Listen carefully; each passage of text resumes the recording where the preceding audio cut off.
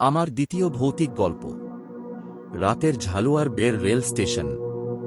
রাত তখন প্রায় 12:30। শীতের কুয়াশায় ঢেকে গেছে চারপাশ। হাওড়া জেলার এক প্রান্তে অবস্থিত ছোট্ট, প্রায় পরিত্যক্ত মাকড়দহ ঝালুয়ার বের রেল স্টেশন, যেখানে দিনের বেলাতেও লোকজন খুব একটা আসে না, আর রাত হলে তো কথাই নেই। সেই রাতেই ভুল করে সেখানে নেমে পড়েছিল আকাশ। ট্রেনটা থামার কথা ছিল না, কিন্তু হঠাৎই জরুরি সিগন্যাল পড়ে যাওয়ায় কয়েক মিনিটের জন্য দাঁড়ায়। আকাশ, যে জানালার পাশে বসে ফোনে ডুবেছিল, নামার সুযোগ দেখে নেমে পড়ে ভাবল পরের ট্রেনে উঠে যাবে। কিন্তু ট্রেনটা চলে যেতেই সে বুঝল এটা তার জীবনের সবচেয়ে বড় ভুল। চারপাশ নিস্তব্ধ। স্টেশনের আলো টিনটিন করছে। বাতাসে কেমন একটা পচা গন্ধ। হঠাৎ দূরে একটা ক্ষীণ আলো দেখতে পেল আকাশ। মনে হলো কেউ একটা লণ্ঠন নিয়ে হাঁটছে। এই শুনছেন? চিৎকার করে উঠল সে। লোকটা ধীরে ধীরে এগিয়ে এলো। গায়ের ওপর ময়লা ধুতি, চোখ দুটো অদ্ভুতভাবে জ্বলছে। সে শুধু বলল, এখানে নামলে কেন? আকাশ একটু অস্বস্তি নিয়ে বলল, ভুল করে নেমে গেছি। পরের ট্রেন কখন আসবে?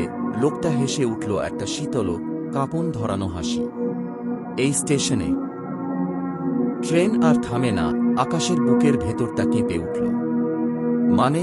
লোকটা আর কিছু বলল না, শুধু লণ্ঠনটা তুলে ধরল। আলোটা একটু বাড়তেই আকাশ দেখল লোকটার পায়ের নিচে কোনো ছায়া নেই। ভয় পেয়ে আরেকটা কণ্ঠ, ওর কথা শুনিস না। ও নিজেও এখানকার। আকাশ ঘুরে তাকাল। একটা মেয়ে দাঁড়িয়ে আছে, সাদা শাড়ি পরে, চুল মুখ ঢেকে দিয়েছে। তার হাতের আঙুলগুলো অস্বাভাবিক লম্বা। মেয়েটা ফিসফিস করে বলল, পালা, এখনই পালা। কিন্তু কোথায় পালাবে? চারপাশে শুধু অন্ধকার আর কুয়াশা। হঠাৎ স্টেশনের পুরনো লাউডস্পিকার থেকে বিকট শব্দ ভেসে এলো, প্ল্যাটফর্ম নম্বর 1-এ ট্রেন আসছে। কিন্তু কোনো আলো নেই, কোনো শব্দ নেই।